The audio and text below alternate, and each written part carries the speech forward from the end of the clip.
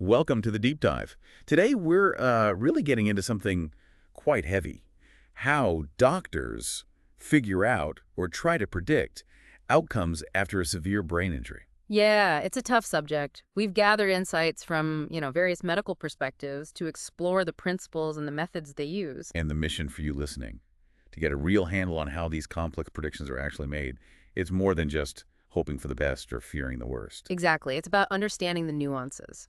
We'll touch on key principles, the different tests, clinical exams, scans like CT and MRI, EEG, even biomarkers in the blood. And looking at specific situations too, like TBI versus recovery after cardiac arrest, and importantly, how this difficult information gets communicated. Right.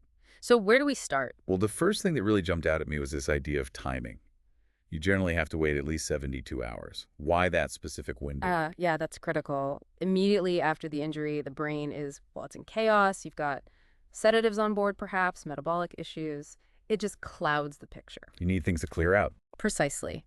Waiting those 3 days allows the initial storm to pass, lets the sedatives wear off, and gives a much, much more reliable baseline. You can't really make a call before then.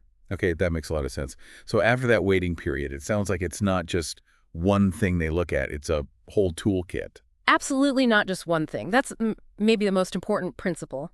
The multimodal approach. No single test gives you the answer. So the clinical examination, checking reflexes, pupil responses, that sort of thing, that's still foundational. Oh, definitely. It's the starting point. How responsive is the patient? Are their pupils reacting to light? Basic but fundamental observations, but like you said, it's only one piece. Then you layer on the imaging. CT and MRI scans, what are they showing you? Are there specific red flags? Yeah, so with CT scans, seeing severe, widespread swelling, diffuse edema, that's a really bad sign. And MRI, well, it can be even more specific. There's a pattern called diffuse cortical DWI restriction. Basically, it shows widespread cell damage due to lack of oxygen or blood flow. It has very high specificity for a poor outcome. Specificity meaning if you see it, you can be pretty sure the outcome isn't good. Exactly. Very few false positives with that finding. So imaging gives the structure, the damage. What about the brain's actual function? That's where things like EEG come in. Right. EEG measures the brain's electrical chatter. After 72 hours, if you see patterns like a very flat, suppressed recording or something called burst suppression. Suppression. Yeah, it's like brief bursts of activity followed by near silence.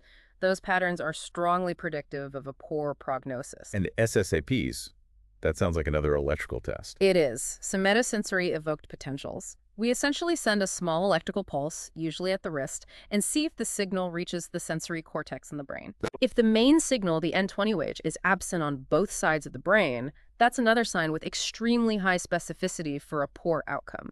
It tells you the basic wiring isn't getting the signal through. Wow, okay, so clinical exam, imaging, electrical tests, and then biomarkers, things you measure in the blood, like NSE and S100B. Yep. Neuron-specific enolase, NSE, is an enzyme found inside neurons. If levels are really high in the blood at, say, 48 to 72 hours post-injury, it suggests a lot of neuronal damage has occurred. Another strong A indicator. very strong indicator of poor prognosis, yes. And S100B is similar, a protein found in brain support cells. Elevated levels also point towards significant injury, kind of reinforcing the picture. It really sounds like building a case layer by layer. But I also came across this warning against clinical nihilism, not giving up too soon. Yes.